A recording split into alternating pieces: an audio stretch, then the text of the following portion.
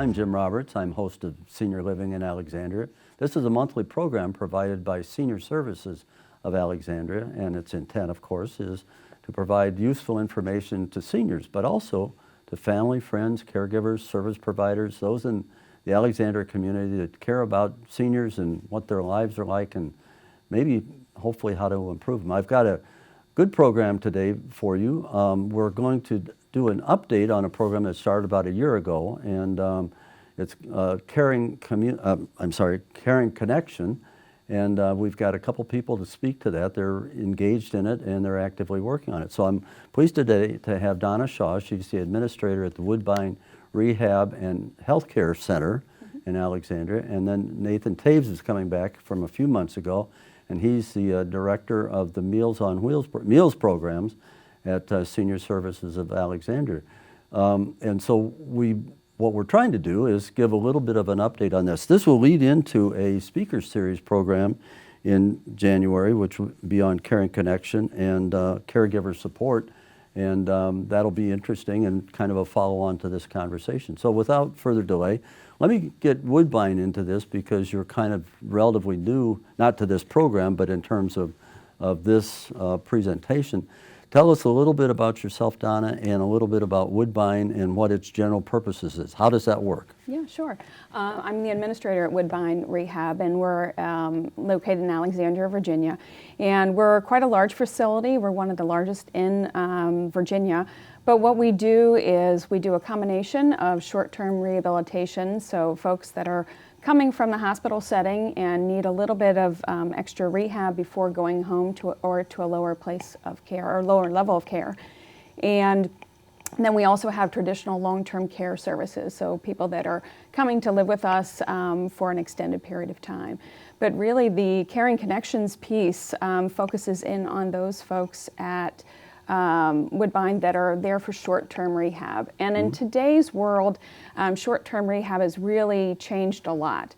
So when someone was released from the hospital, and many years ago, people would have a longer length of stay at the hospital. And over time, that has decreased for many different reasons. But people are being discharged from the hospital either to a facility like ours or directly to home.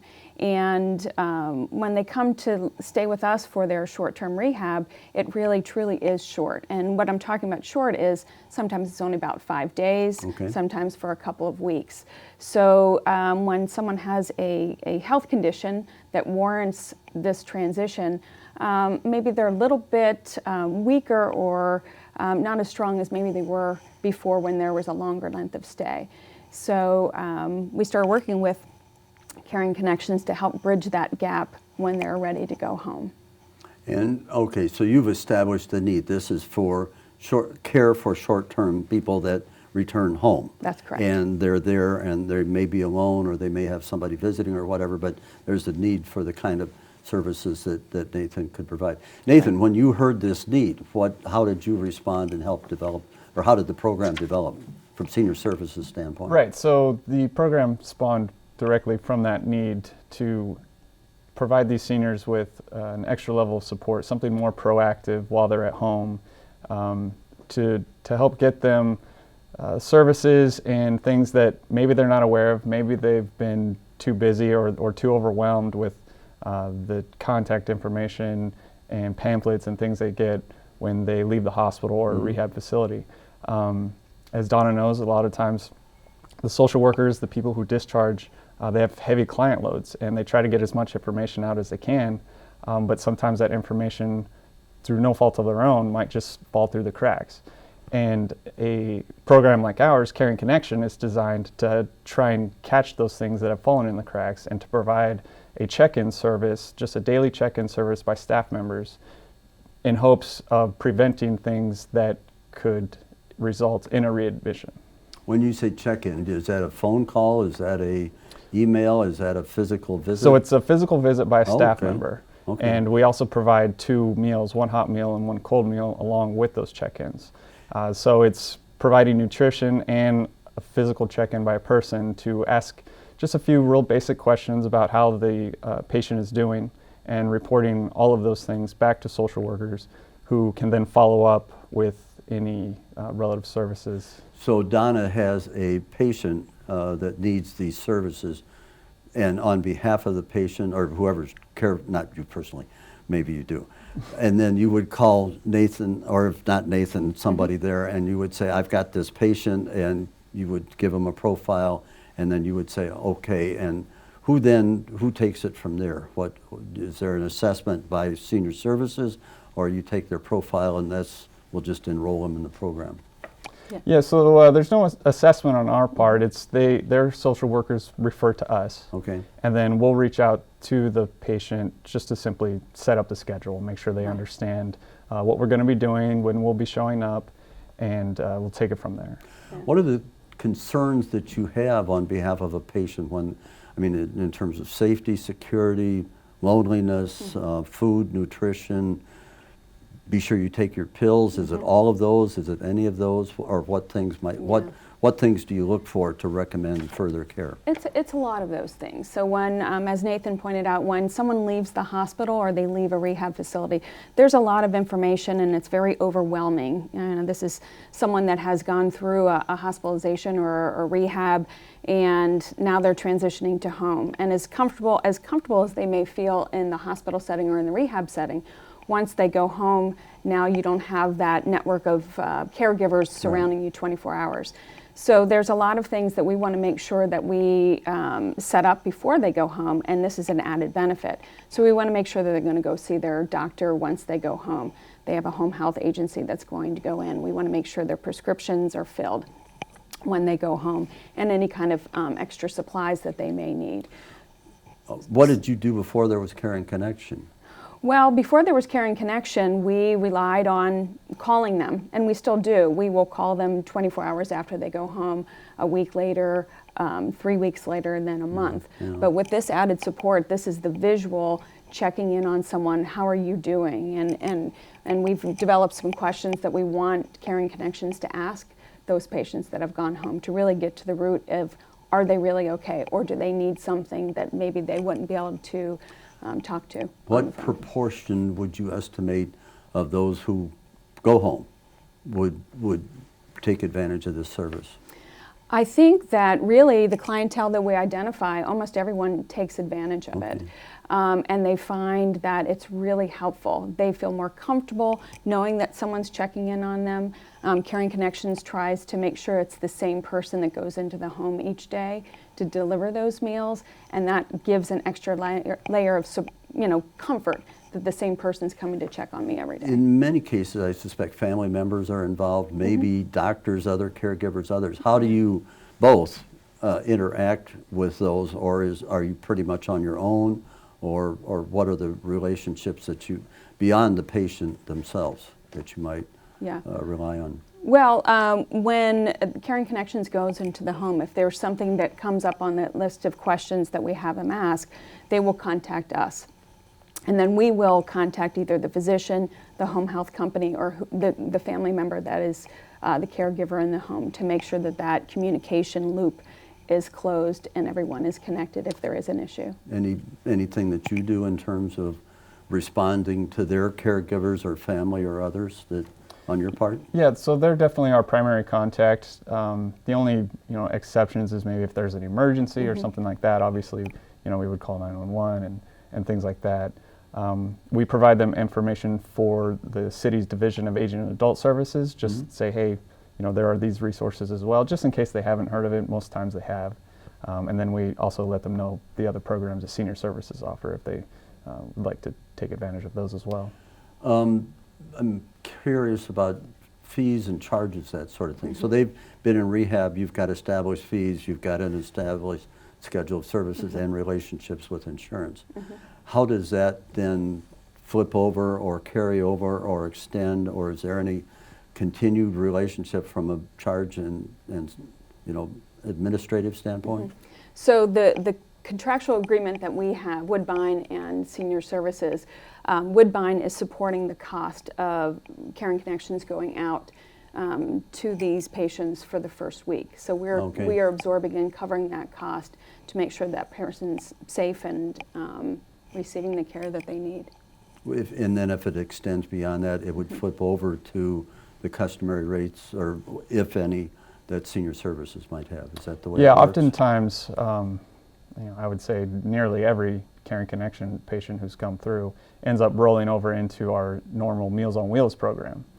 So it's no longer staff who will be checking in, but there are the Meals on Wheels volunteers who come and deliver the meals. Okay. And there's a little bit of a check-in just because you are getting eyes on the patient or client now. Okay. And but it's less intense as a Caring Connection setup. We need to go to a break right now, and included in the break will be our fabulous Madison Reeder, our resident cook, nutrition, and actually delightful food provider. So we'll go to that and come back in just a few minutes, and we'll continue this discussion, learning how these two programs interleave with each other, and then maybe talk a little bit about its potential, where you want to go in terms of senior services. So we'll come back. Sounds Okay? good. Thank you. Thank you.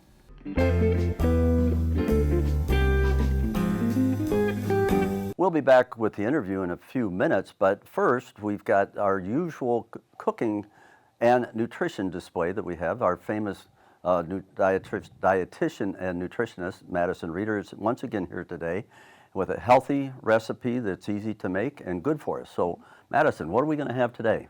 So this is selfishly one of my favorite simple recipes to make and is a staple in my household because I'm a very big fan of ranch dressing. Oh. So we're going to be making a healthy homemade ranch today.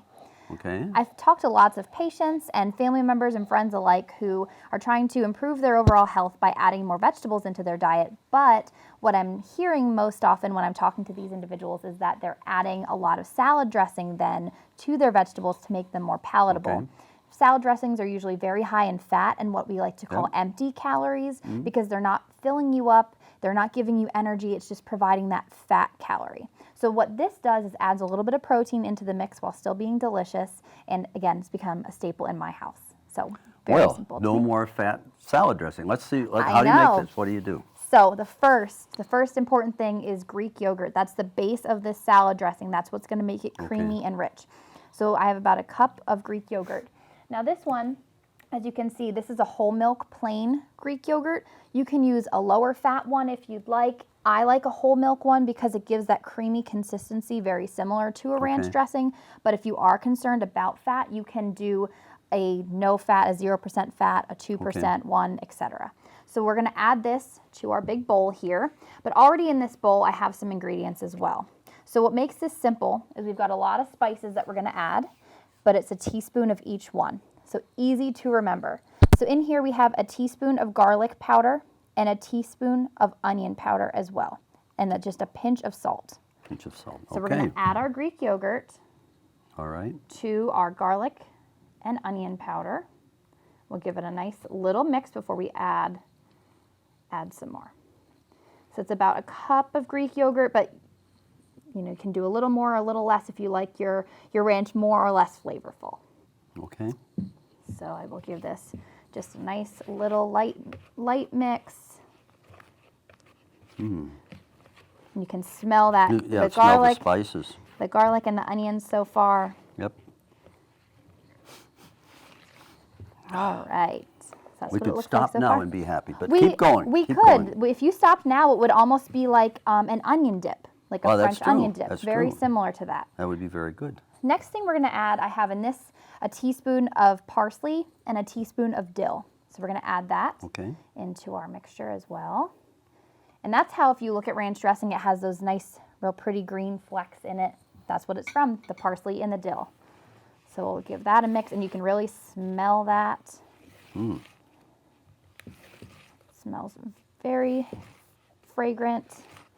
What kind of salad would you like? A regular green salad? Regular green salad. Or probably as a dip too. I would think. Absolutely as a dip. So I'll show you how you can actually thin this out if you want a thinner dressing, but you can leave it as is and use it as a dip, and that's actually how we're going to try it today. Oh yes. The next thing we're going to add is a little bit of lemon juice. I'd say about a teaspoon. You could do a little bit more if you like, but we'll just guesstimate for our purposes today. And just as little, if not a little bit less, of vinegar. Just adds a little bit, gives it a little bit of bite. There we go. And I just use a white vinegar. That's important. Okay. You can also use a rice vinegar if you have it on hand. But none of the cider or the red Yes, vinegar. if you add an apple cider vinegar, which is very popular in health today, it will give it a different flavor. So I Yeah. always like to point out that you can do it, it will be fine, but it will taste a little bit different. Then the last thing that's important is we're gonna add about a little bit less than a teaspoon of some fresh cracked black pepper. Okay. So I'll already ground that for us. I will add that in. Show that there. Yep. Okay. There's one more thing that we can add that's optional, and I think we're gonna do it today. You can add dried chives if you'd like, but I'm gonna add some fresh ones. Oh. I've already chopped them for us here, so I'll sprinkle those in.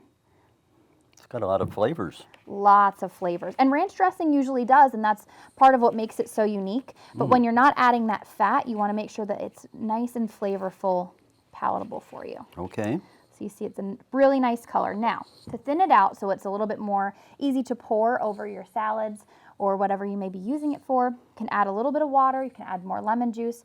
I will usually add just a little bit of water, kind of teaspoon by teaspoon until it's thin enough. But for our purposes today, we're gonna keep it thick like this Yes. and use it as a dip. Wanna give it a try? We've We're- got some pretzels here Here we you can go. use. Thank you. Have a pretzel. These are just gluten-free pretzels, but you can use any pretzel, any vegetable, anything that you'd like. So take a little bit.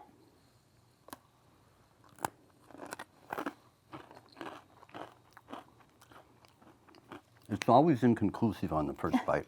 You Oh, so we gotta try it again. you I see. really need a I second. see. That's how I know it's good, when Jim goes back in for a second bite. It's good. You did it again. Thank you. That is good. That's very, Thank very you. good. Yes, a salad dressing that adds some protein and a little bit more nutrition than your standard. So what would you guess would be the number of calories compared with regular So from ranch what dressing? from what I've calculated, your normal ranch dressing is about 130 to 190 calories for 2 tablespoons. For 2 tablespoons of this, it's about 50 calories. Really? Yes. Yep. So in my calorie budget, I could maybe have a chocolate mousse or something. Hey, there you go. All That's right. exactly right. You I make the love healthy this. swaps where you can. I love this. Absolutely. Well, thank you very, very much. You're welcome. See you Thank again you for next month. having me. That's Yes, great. Thank you.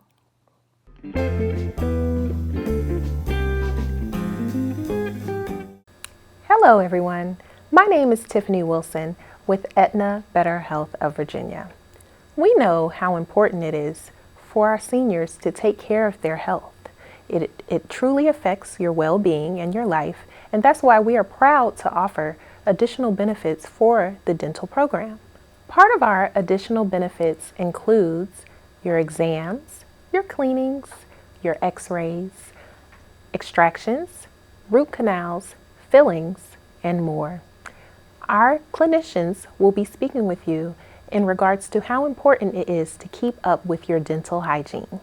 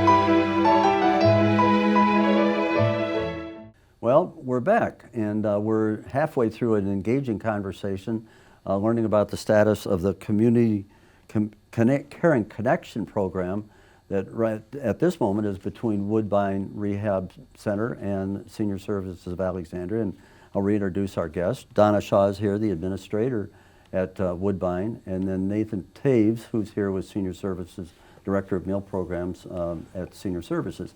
And we're talking about this program, Caring Connection, and how it works. So a couple more questions for you. after, is there any feedback once they've begun engaging their services? Is there a conversation back and reporting, you know, back to Woodbine, or Yeah. is they pretty much on their own and off Absolutely. and running? Absolutely. I mean, even while the program is going on, Caring Connections updates us on how the person is doing at home, any problems, anything positive or negative that we can collaborate with and make sure that the patient is doing well at home. And really, we've been doing this now for about a year, and we've had tremendous positive reaction to it for all those reasons that we talked about earlier. That someone has someone coming into the home to consistently just check on them for that first week, which is crucial. The first couple of days are very crucial, and that first week is very crucial to make sure that someone is set up and as comfortable as possible at home. There are other service providers, caregivers, and so forth in Alexandria. Well, here's a before this question: is this program limited in terms of? Is there in terms of income or in terms of geography or whatever? Are there some limits on this, or is it available to anybody that shows up at the door? So or, I'm sorry, that shows up at the center. So Caring Connection is limited by geography, so it's Okay. anybody who is a City of Alexandria resident who lives within the city limits. And the partnership is between us and healthcare providers, rehab facilities such as Woodbine or other hospitals. And any of the patients come through referral through them. Do you are there other relationships that Senior Services has with other healthcare providers, or is this a unique relationship? This is definitely our longest standing contract relationship right now, and we are actively seeking contracts with other healthcare providers in the city. Are they? Has there been a response to that, or it's work in progress? Yeah, it's definitely a very positive response, and this has kind of helped to be sort of a proof of concept. Like, hey, you know, patients love this. It's great for our partnerships. It's great for everybody all around. And so it's just negotiating contracts and going over details. And depending on how big the healthcare partner may be, there are a lot of hoops to jump through to make sure everything is squared away before it starts. Is there any kind of so the staffing from your standpoint, are these volunteers or Meals on Wheels? I do Meals on Wheels. Would I be able to take training and do this program, or is it Unfortunately pretty not. specialized? Okay. So it is Senior Services staff only, and we do have a training program, and everyone undergoes a background check before they can even begin that process. How does it relate in any ways to the standing Meals on Wheels program?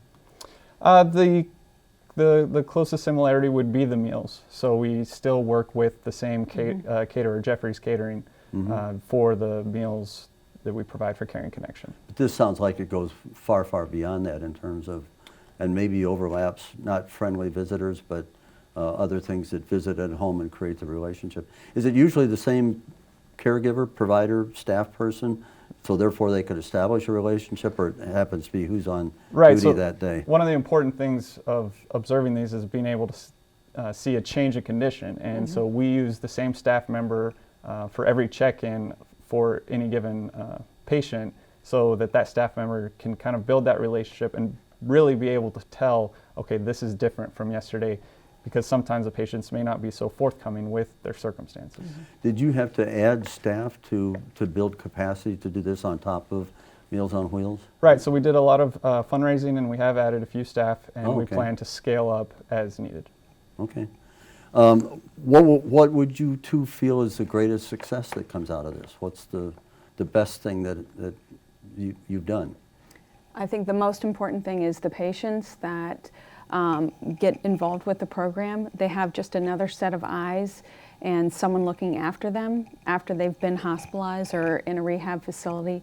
So ideally, what we're trying to do is prevent people from going back into that healthcare system, and we've done that successfully on many, many occasions. So instead of them having an issue and seeking out the use of an emergency room, someone is coming to check on them and may identify things and have identified things a lot sooner, so that we can prevent that rehospitalization, and that's really the number one thing. If you had unlimited time, resources, et cetera, what things would you look to add? What's your wish list look like?